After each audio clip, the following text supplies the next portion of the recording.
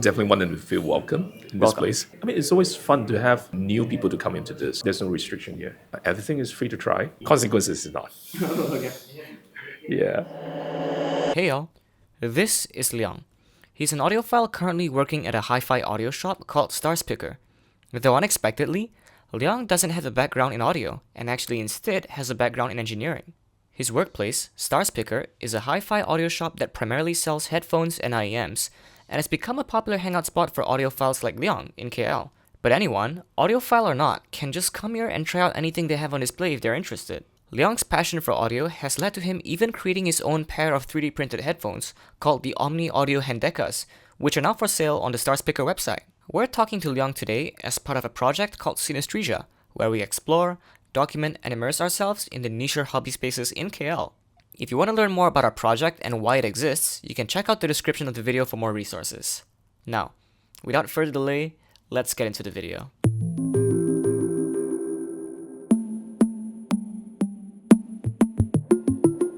Alright. Hi, my name is Faris. Hi, my name is Leon. Nice to meet you. Nice to meet you. So to start off this interview, can you please introduce yourself and tell us what brings you here?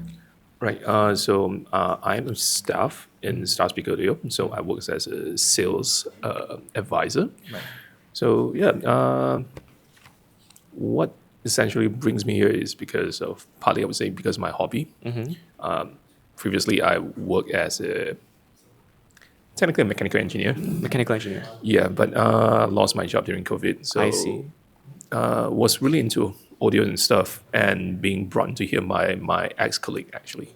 So it started back in 2021, I believe, and it's Right. it was rolling from there. Right. Yeah.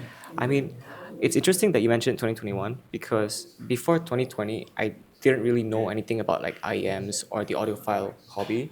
But I think because of COVID, everyone was kind of locked in and everyone was posting stuff online. That's when I found out that there was actually like a hobby or like a community behind people who want to experience high-end audio. Time, basically a lock-in. So people were trying to find some way to distract themselves from all the issues around them. So audio stuff, the sales actually boomed back in 2021, I would say, like during COVID time, because people have to work from home. They're going to use audio stuff for communications, like mics and stuff, and partially like keyboards copy actually boom up at the same period of time. Yeah. Yes, it's pretty much, I would say, the same thing because they're trying to distract themselves. So I would say it's a point that people just slowly getting into these kind of things. Yeah. Right. Yeah, I noticed that as well, like the keyboard, because again, like 2020, like so many things just got pushed online, like on YouTube, on Reddit, on Instagram, and I just saw like a huge influx of stuff that I never really thought that would exist. So one of them being like keyboards, and also them being the audiophile stuff. Pretty much. Yeah. So you mentioned that your ex-colleague kind of made you first discover Starspicker, right? Yeah. So when you first came down here, maybe like as a first visit or before you actually got employed, what was your first impression of this place? It's a surprise because my ex-colleague actually pulled me into the job, but I knew him before, like way before that. So initially, like my ever first visit was trying to find some accessories for my player. So that was like probably 2017, 2018-ish. Yeah, so it was a very nice vibe, so-called. It's a very nice place to hang out. So it actually made me comes to the shop once a week for not doing anything, but like just hanging out with friends and stuff. So that's how I actually got into this. Yeah. Right. So, sorry, how long have you been part of this like hobby and community essentially? Because you mentioned that you didn't really have like a background in audio, right? You were an engineer. Technically, yes. Yes. So when did it actually start? Okay, you have to rewind it back like 10, 12 years ago. So like, I was a middle schooler back then. You're broke, you have nothing. So one day, out of the blue, like your earphones that comes along with your phone just died. Right. So I got a new replacement. So I told my dad, hey, I need new headphones. So started looking around the internet, and then slowly getting into there. So that was the time I get my first headphone. I still have it with me, and it also kickstarted me to collect stuff, Right. collect headphones and stuff. Yeah, so this is how it started, and just slowly growing up from there. But I don't really get into like serious thing like a couple years ago, like within like the past 5 years, 5 or 6 years. Yeah. Right, right. I think I can kind of relate a bit because I more or less had like a similar experience. I mean, for me, I've always had an interest in music growing up, Right. but I've always thought that the expensive audio equipment would be always out of reach, or anything that was remotely high quality would be kind of out of reach. And more or less, I had the same experience. Last time I used to use the an old Samsung, the Galaxy S10, and that's when they started including the AKG, Yeah. the AKG like branded earbuds with the phone, and eventually after a while, like after daily use, the cable frays and then the connection kind of dies on the right ear. So I told my mom actually, like, Mom, my earbuds broke and I use these to go to school every day. So can I get a new one? And then, and of course, like, instead of wanting to go for the same pair that broke, I got a bit curious and I went online.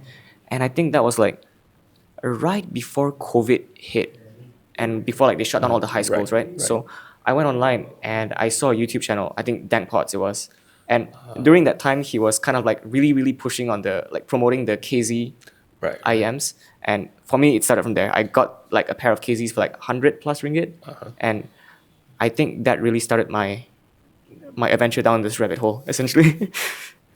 Understandable. Yeah, I would say like most of it actually started with the KZ. My headphone was not a KZ, but I actually started off with the IEM. It is also a KZ. That's like $50. Right. It was like, you know what? It's readily online. Because when I try to search it up, like, oh, this thing is cheap. It's just $50, 100 ringgit. So like, it's like, why not? Kind of point. Like, yeah, I mean, everyone starts somewhere. So it's like when you try to use it, yeah, it's fine. But the more you use it, like, okay, maybe I want to find something else. But when the time you look it back, maybe they're not great, but it's something to start with, I would say. Yeah, I think they're definitely better than stock. Arguably, but some not too bad, not too shabby. But yeah, cable frays and irreplaceable cable, that's usually what kills them. Yeah. Okay, so for you, what does a typical day look like to you at the moment? Okay, it really depends because usually what you would look at is how we work here. So basically, the whole day is just pretty much we are handling customers. Of course, you're gonna assist them on solving their problems, quote unquote. Right. So like, yeah, they'll come in for assortments of things and requirements. For example, I need new ear tips, I need new IEMs, I need new cables, I need new headphones and stuff. Or I have this thing, but I want to improve it, or I want to replace a certain part. So that's usually how we do. We also have a so-called like warranty and service department. So that's also what I'm doing. So fixing people's stuff. Well, shop doesn't really do that, but I still gonna handle them. Like I have to send it back to manufacturers and stuff. So usually that's what I do. And yeah, up until like close the shop and tidy up the space and whatnot. That's like typical day for me. Right. I mean, it does seem that you do live quite a busy life as well because even before this interview, you were kind of like around helping people. Yeah. I think pretty much today because we have two colleagues that's not in the shop, so it's slightly busier, and it depends on the crowd. So usually weekdays are relatively free, but it depends. Sometimes you get crowded out of the blue. Like, I definitely wasn't expecting like on a weekday for it to be quite busy, like just now. Right. Right. Okay, so here's one that's going like a set of questions that will kind of like gauge your personal connection to like this hobby and this community. So the first question is, what keeps you coming back to this community? Okay, for me personally, I would say I collect stuff, as I mentioned before. I do, but the thing is, I'm on the niche side of things. Like I do collect headphones and stuff, but I collect vintage stuff. Right. Like I collect vintage headphones and stuff because I don't know, they have characters, so-called. It's a little bit different from what we have right now. It's not the best stuff, but it's just nice to look at. It's just different. Right. Other than that, it just pretty much, I would say, technology advancement. You can see a lot of different stuff coming in and out, like basically every like month and stuff. like back then you don't really have a choice. Like probably rewind like 10 years ago, you don't really have a choice. Like you probably have a handful of headphones, for example, like you have the Bayer Dynamics, you have the AKGs, you have the Sennheisers, Grados. That's it.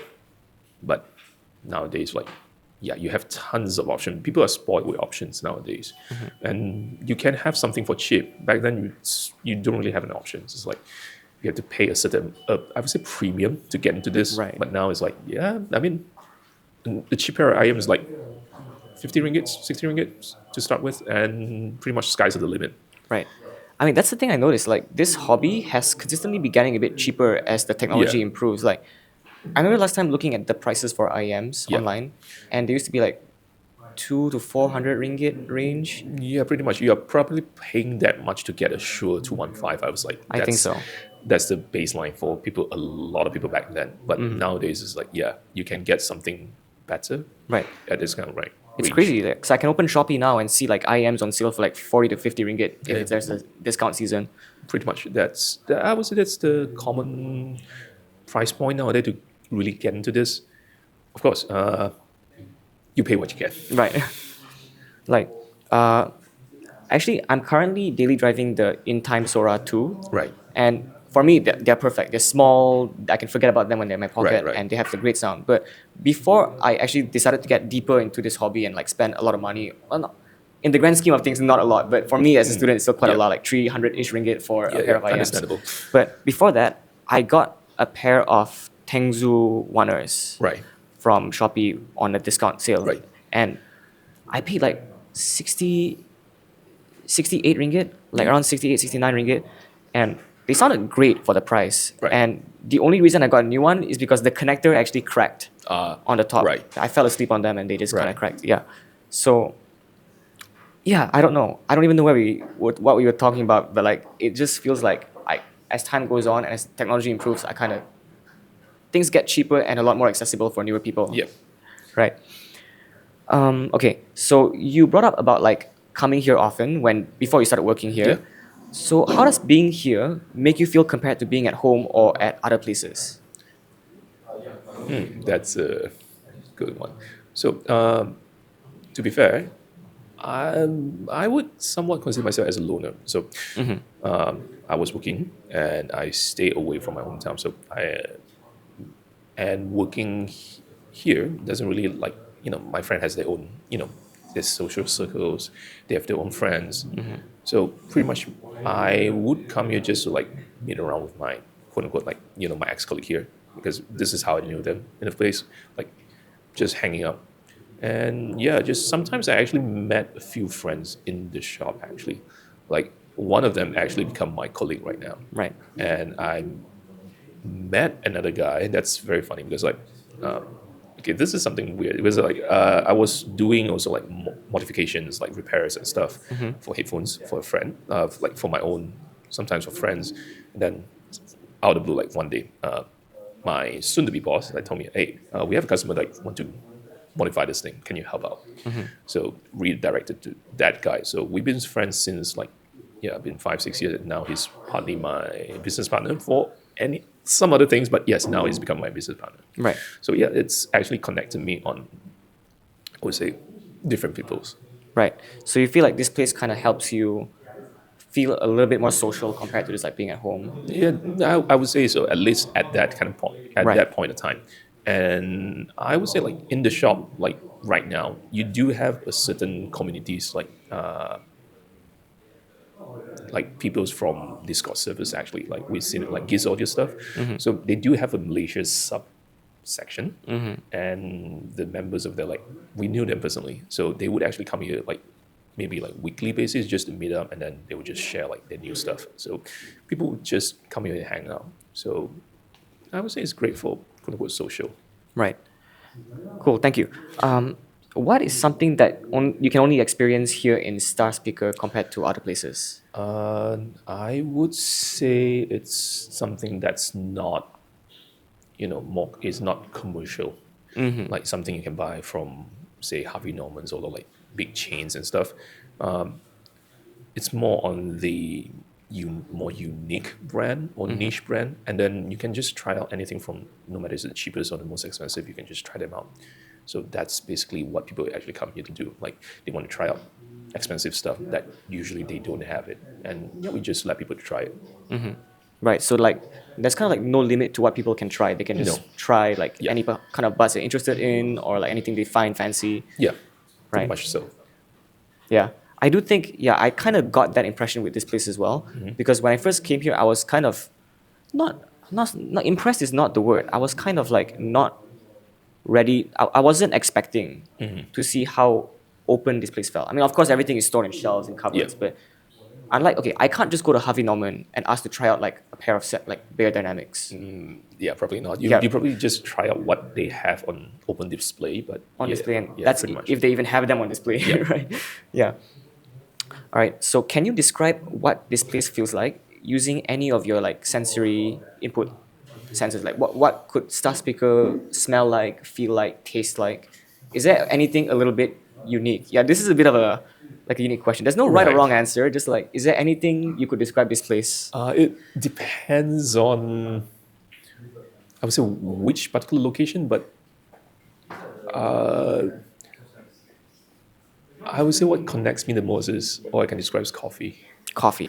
I mean, there is like a little Yeah, I mean, coffee maker there. yeah, it's partly what I have or what I experience on a daily basis back then. Even like when it's was in my old shop, yeah, because my boss actually brews coffees. Right. So like every time you walk past him, it's like, oh, it smells of coffee. I want that. And then every time, like, yeah, because we back then we have a cafe. So it's like, when it was like 3 or 4 p.m., I just nudge my colleague, hey, go grab coffee. Right. Yeah, so this is how I feel about, like hot cup coffee. Right, right.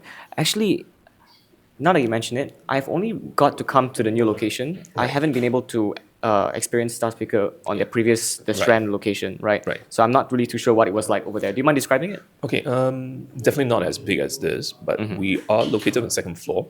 So the space is actually more cramped in. Right. It's more compact, more consolidated, so-called.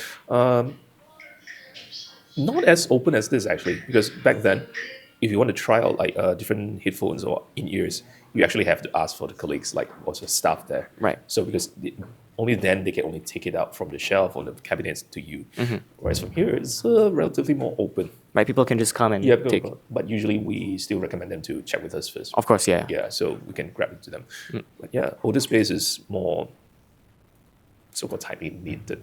Yeah, it's a bit tight, a bit compact, small. But yeah, well, since we moved, it's a bit more open. But we also ease of access, so-called. Some people complain like they don't want to take the stairs. Right, Yeah, it's second floor. So some people just don't want to take the stairs. right. I mean, I guess you're still taking the stairs here, but you're going down instead Yeah, of no, up. yeah, it's not up. And just underground. It's not like you're going to ask them to climb two floors Right. up. Yeah. I think being underground kind of comes with its own advantages, like it being more quiet. Yeah, definitely. You probably, doesn't have too much of distraction from the outside. Yeah, but it would be a little more close in compared to the old places. Right. Like last time we came on like a very rainy day and it was really loud outside, but then when we came down, Yeah, it was just dead quiet. Yeah. So here's like a set of questions that kind of try to put a mental image on the social fabric here. Right. So what kind of people usually come here? Maybe you can start off with something simple like the demographic or the age group, and then Okay. get closer into the psychographics later. Okay, in terms of age group and demographics, I would say a good chunk of them would be on the younger counterpart, like say teenagers or like young adults, probably something say 18s up to like 20-ish, those like main Right. demographic, mostly male Right. most of the time. Also, although there are some ladies or no, that's really into this, but they are slightly lesser. Right. Whereas when you get what we observe is usually when people get into hi-fi, usually that will be in their later adults, like 30s, Right. 40s, when you start to have houses, you want to expand instead of like, just want to use headphones, you want to expand. Yeah, so they're probably going to get into hi-fi on a later age, but I would say for IEMs and headphones, it actually goes younger than what we expected. Yeah. I think primarily, I think it's mainly due to the pricing and also just like the accessibility of stuff when you have like earbuds and headphones. I Yeah. think they're more catered towards, Yeah. well, not catered, but like the younger people would generally go for something that's more like you can buy one thing and bring them everywhere instead of like Yeah. hi-fi where like they don't have a house, right? Yeah, they don't have a house yet. So usually when they try, when they grew older, maybe they have a little bit more financial freedom. They probably would, but again, it's still down to personal preferences. Right. Are there regulars who come here? I mean, like, of course there'll be regulars who are coming here, but what? Sorry, maybe I should rephrase that question. What are the regulars here like? Okay, depends on who, but usually what regulars are coming back here, sometimes it's just, when we have new stuff, they was just like, oh, yeah, new stuff is in, I want to try it. Or some, they just coming on a regular basis, just like meet up friends and whatnot. You partially because of like friends, online friends or their, online group, like Discord groups Right. and whatnot. They just come out here like to hang out and stuff. So that I would say those are the regulars. If not, the other part would be someone just want to upgrade the stuff. Right. Like when they buy stuff, then They'll just come, right? It's just kind of like they upgrade the stuff. Yeah. So looking for upgrades, so called. Cool. How do people here in Starspicker tend to interact? Is it normally like very quiet here, or is it more like, is it a more quiet space where people just kind of like mind themselves and just try on the headphones, or is it more like collaborative where people just bring all their stuff together in one table in a big group and just like share what they have or what they want to get? It actually depends on, as I said, like how they want to test out the stuff. Because for some, they just like trying to mind their own business. Right. But for some, they are like, they're open to talks. So we will actually respond to like how they try to interact with us. Right. So if they are a little bit more open, then we can try to, further dive into like what's their preferences, what's their stuff. And some other probably will be a bit more reserved. Like, you can try to like ask them or inquire them, but eventually they kind of try out or like try to find their own ways by themselves. Right. So it actually depends. Right. So I guess it depends on the person's like personality and whether or not they're Correct. comfortable with social interaction. Right. Because I do notice that the audiophile group of friends that I have, generally they are quite spread apart when it comes to like whether or not they're comfortable with like social interaction and whatnot. So some people they're very social, they wanna like, talk, Yeah, true. group hangouts and whatnot, but some are very like timid and they are just a bit more introverted. I'm not saying that it's wrong, but it's like preference for each Yeah, people. pretty much. Yeah. Like personally for me, it feels like I'm always a little bit awkward to approach someone when it's like I barely know them. But as soon as I get comfortable with them, it becomes a lot more Yeah. easier for me. Yeah. Yeah. All right. What are the unspoken rules and rituals here in Starspicker? Like obviously there's going to be like a do's and don'ts for each place that we go to. Do's and don'ts. Let me think, because I would say be courteous. That's the only thing. Because pretty much we do not have any like a hard rule or anything. Right. Like because everything is open for trying. But I would say do be courteous to chat with us, like what do you want to try, or do tell us beforehand, like when you're trying to get something. I would say that's mutual respect. Like Right. you let us know, we're gonna help you out. Right. Yeah. Also, Uh, the other day when we came here, he actually like tapped on one of the headphones, and that was apparently a really big no-no. So we talked about it. Which one? Oh, tapping? Like, he took one of the headphones and then tapped the sides of it and kind of it could damage the. Okay. Not exactly. Oh, it depends on the headphone. It's not tapping. It's probably one of the more more expensive ones. Squeezing. Oh, right. Yeah, Right. because for certain headphones like planar stuff, you don't want to squeeze the headphone Right, or the right. cups, because the pressure with there would actually expand the driver and might break it. So that's the risk of it. Right. So usually, depends on stuff. Right. So I think just the general safety rule of thumb is just to like handle with care. don't go overboard. Yeah, pretty much. Right. Cool. When any newcomers come to Starspicker, what do you think they will notice first? I would say the first thing they probably would notice first is like, why is there an underground space like this? Right. Yeah, I would say that's like the first thing that you're probably gonna see it here, because you're probably not expecting like you have an underground section like in the shop lot. So that's the main thing I would say. The other thing was like, yeah, they're probably gonna take photos, like because you usually won't see a lot of things here, so Right. they're gonna take photos and stuff. That's the first thing they're gonna do. Right. I hate using that word, but feels like it almost kind of feels like a hidden gem. Like, Yeah, it's something like that. It's like well, it's not really hidden, but it's just the way it's placed in Yeah. the building. It's like very Yeah. underground. correct. I would say for more general public, they probably won't see like all this kind of stuff like in a daily basis. So for them, probably this is considered one of like, oh, this is like the hidden stuff, like the niche stuff that not Right. open for public, so called. Right. Right. Yeah. Cool. Thank you. Next, this set of questions here, we are going to go over like how being around Starspicker has personally impacted your life. Right. So, okay, let's start with the first question. Has being around Starspicker changed you in any way in the long run? Maybe has it changed like how you engage with your hobby? For better for worse, yes, it kind of is. So it actually kind of inspired me on my, I would say, my side business or something like that, because it was at this kind of point, like at one point I was trying to, just bored out of my brain. I was like, hey, I can make my own headphones. Right. And fast forward like years now, I actually made some of those, and I actually made it as a brand. But yes, it's kind of affect me in that kind of place, like kind of in different ways, because not to say I'm gonna use my office Right. resources, but yes, like I have headphones to try, so I can Right. use them to compare and stuff. So this is kind of like beneficial for me. Right. So in a way, it's kind of helped you gauge what you want to make, essentially, right? Yeah, And pretty then much. from there, you can kind of compare like what I like about this, what I don't like about Yeah, that. pretty much. Right. That's very cool. Wait, sorry. What are the headphones that you've made? It's up there, so it's the one with the carrying case. I see. Wait, would you like to show it off by any chance? Sure. sure. Yeah. This is it.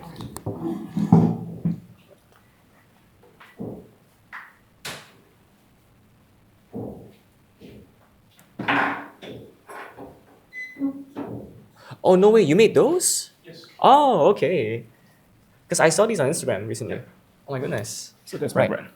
These are the ones with the 3D printed pieces on it, right? Yeah. And Wow. Yeah, there's an actual company. Yeah. One of your colleagues actually talked about Yeah, Han was talking about this. Yeah. Oh my goodness. So do you mind telling us more about this? So this is technically my first product, Right.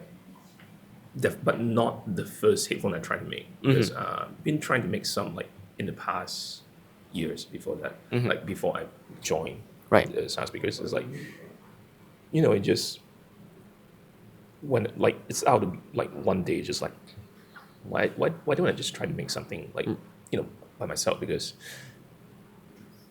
I have quote unquote like I know how to design things, Right. I know how to make them work. So I was like, yeah, why not?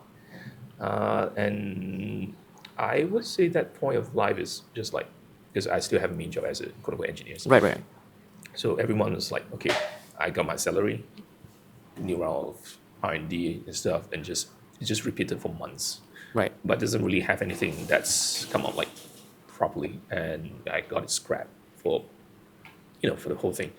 And this is coming back to me with my aforementioned friend.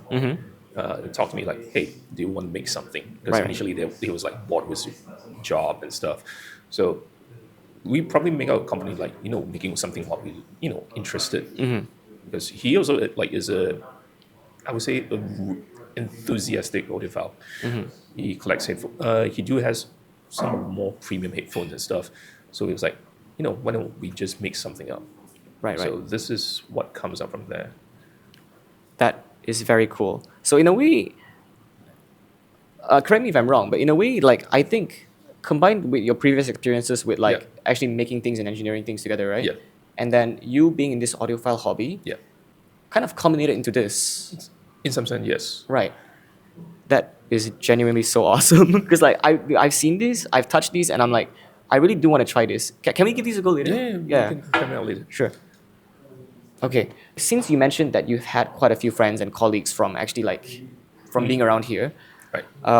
well, this will kind of like link up to this question, which is, have you formed any friendships or relationships that you thought you've never been able to have from just being around Starspicker? In some sense, yes, I would say, because like most of my friends, oh god, this is go down a rabbit hole. Yes, I did have some sort of like a quote unquote like long lasting friendship from here. It's all span out from quote unquote audio hobbies, Right. like the friends turn into colleague things, and we have connected up to another friends that's also into this hobby, but we have a very I wouldn't say, in some sense, yeah, it's kind of like on a larger age gap. He's like he's still in college. Right. Yeah, that's my friend, but he by himself, it's a so-called extrovert kind of thing. Right. I don't know, would it be correct to describe that thing, because we will have a birthday party with him Right. every year, but like him being in that circle, he has bunches of friends that is not related at all. Right. He likes photography and stuff. Right. So we have a bunch of friends that's far off to the photography and stuff. He likes beer friends, Right. audio friends. Right. None of us are related, but we will always be meeting up each other. Right. Birthday party. It's like, yeah, this is like one of the most crazy friends that I ever met in Starspicker, I would say. This is, yeah. Other than that, as I said, yeah, my business partner that Right. come up to this, and I would say made a few friends. Right.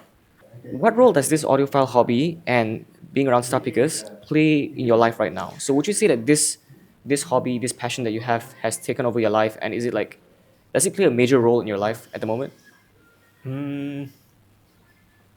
It really depends, because for me myself, in some part, yes, it does makes me, it's like to what I am right now, and partly because I would say the enjoyment of music, so called. Of course, not you're probably not gonna listen to music like every day. Right. Yeah, but still, it's something that comforts you. Right. Okay, so these next sets of questions will go over like reflection on meaning and loss. It's going to go over like the more like philosophical side of things, Yeah. and kind of like a what if this wasn't here kind of like scenario. So I will go over these questions, and I guess we Right. can just kind of converse from there. Right. So first question is, do you feel that spaces like this are becoming rarer, or they tend to not be around as much anymore? Ooh, that's an interesting one. Yeah. I would say it depends on what type of, probably hobbies or fields or something like that. Or maybe like, okay, a place or a shop that can act as an anchor for a hobby. Because I would say Starspicker is like an anchor. People Right. come here, people Yeah. can kind of like go further into the rabbit hole, Right. and then like become so inspired that they make something of it and benefit the community around that hobby. Right. I would say it's not as much at this time of point. I mean, you do have some shops that's really into like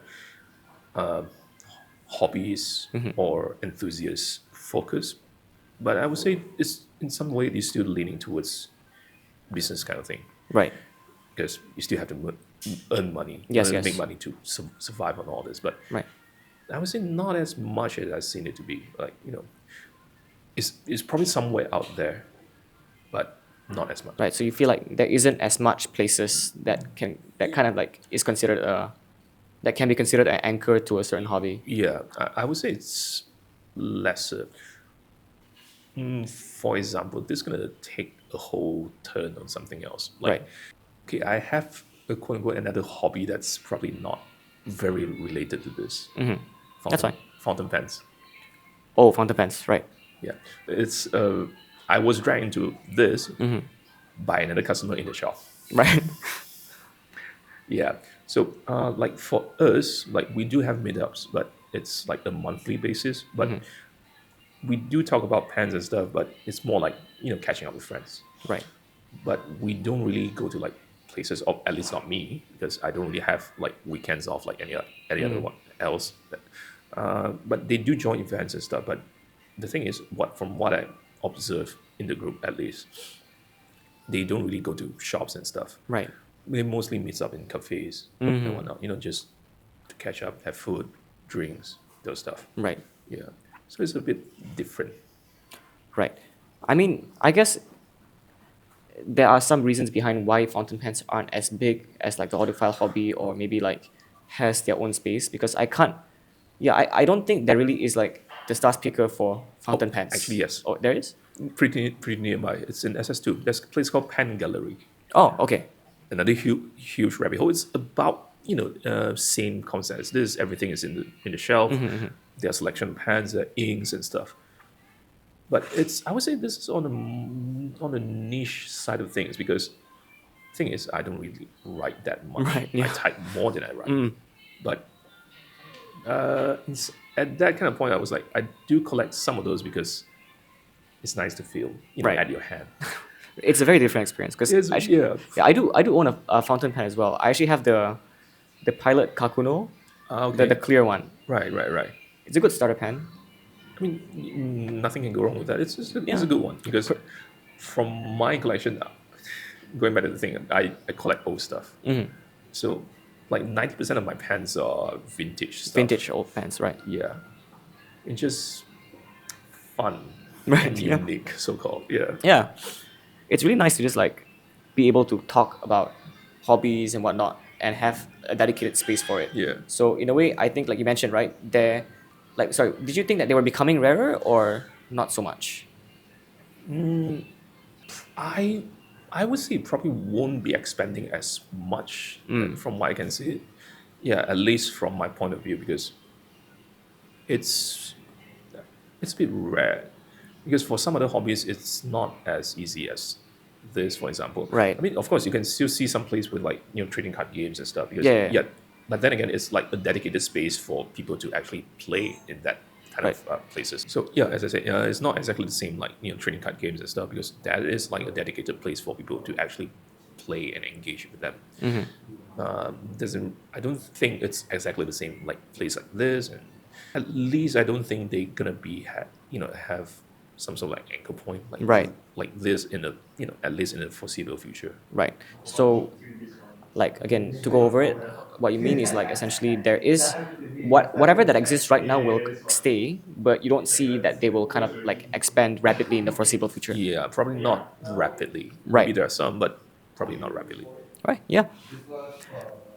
What would it mean to you if Starspicker disappeared tomorrow? Ooh. Yeah. A little bit philosophical there, but like just wanted to know what it would do to your life essentially if a place like this First thing disappeared. first, I'm gonna lose my job. Well, yeah. Okay. Yeah, I would say we're gonna just revert back to whatever you have online instead of like actual physical shop. Because what I think of it is, when you are in the physical shop, pretty much means that you have connection with stuff Right. physically. Whereas if you won't have this kind of connection, yeah, it's just gonna be like, at least for me, like 10 years. We're gonna rewind time like 10 years ago. Right. It has some fun in that, but I don't think for people nowadays it's gonna be like as fun as it is, because at that kind of point, like as I say, not a lot of people would actually have too much of a deep dive into all these things. Right. So back then when we like try to buy earphones and stuff, what we actually do is we ask around friends, like, hey, have you tried Right, brand what- A B C D E? Right, right. How does it sound? Right. And the second thing we can do is actually taking reviews, for example, like reading reviews online. And you probably have to just buy their words and just try your luck. Right. So So it's like you don't really have a way to see if something's really good or not. You just kind Yeah. of buy it in a gamble to hope that it's good. yeah, pretty much that. It's there's some funs in that, but not as fun as like when you try to spend more amount of money into it. It's like when you Yeah. try to spend like this much money, like no, Right. it feels like a gamble. Right. I mean, yeah, I feel you there because like I do music production as a hobby, Right. and I needed a good pair of monitoring and just like relatively neutral headphones so that I can Right. mix with them. And I got a pair of Bayer Dynamics DT770 Pros, the 80 ohm version. Right. And this was before I found out about Starspicker. This is Right. like 2-3 years ago. Right, right. And I got them at Music Bliss. It's like another Right. music shop. Yeah. But you couldn't really try anything there. Oh, They had a shop that I went to the shop there. Right. They had like a place where you can try out the headphones, but they didn't have that specific one that I was looking for. right. And I looked at reviews online, and they seemed alright. People said that, oh, okay, they're good. They're reference headphones. Yeah, they Right. work, and they're like the best budget headphones you can get for under 150 USD.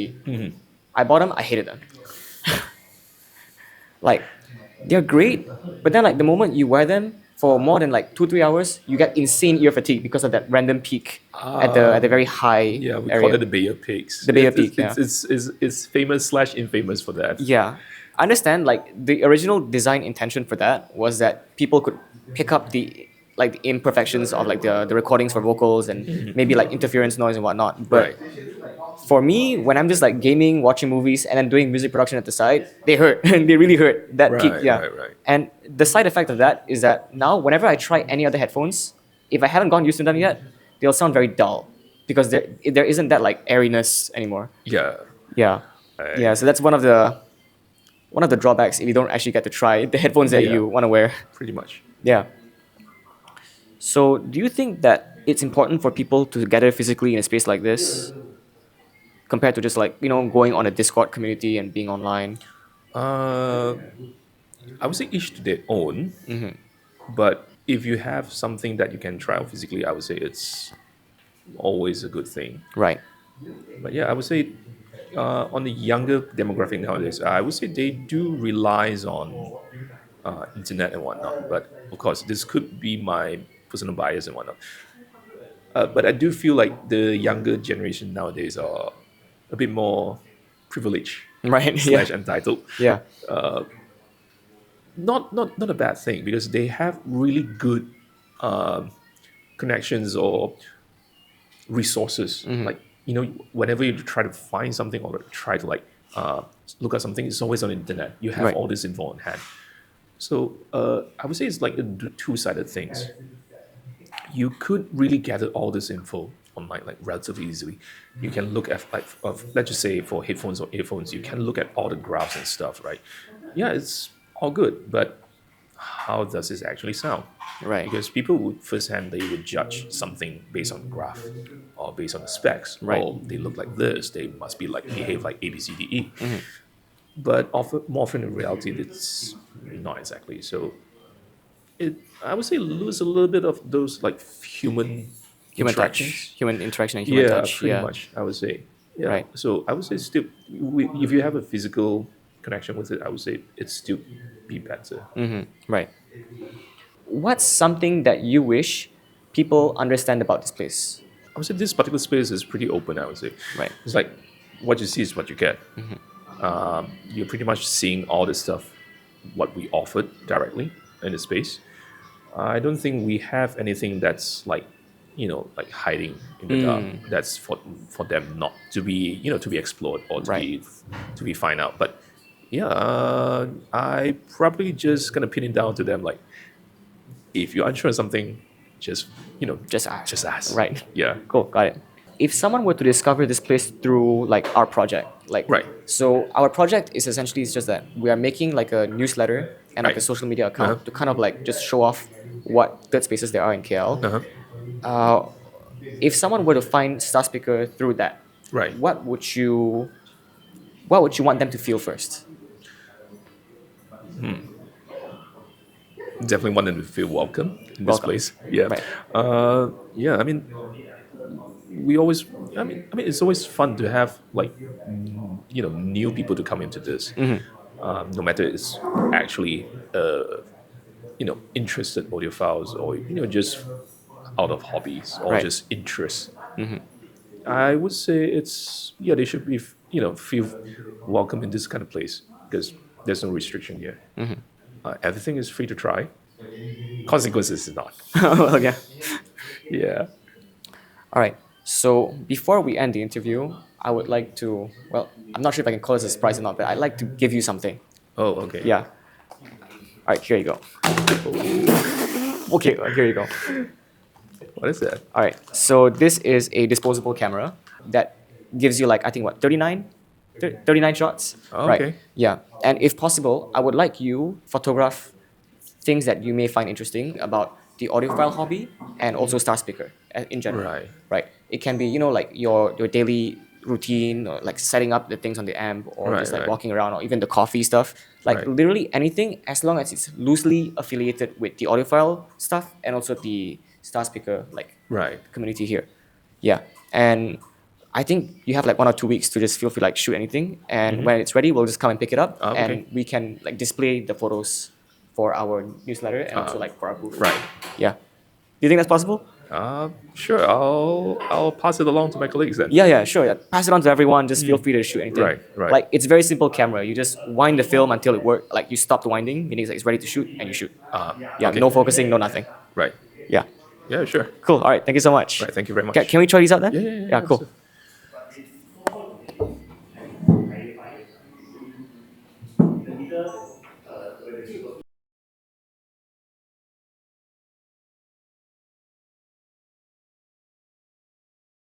Yeah, still recording. Okay. PTSD, bro. Because at one point, Yeah. for Session? another place that we went to interview, Right.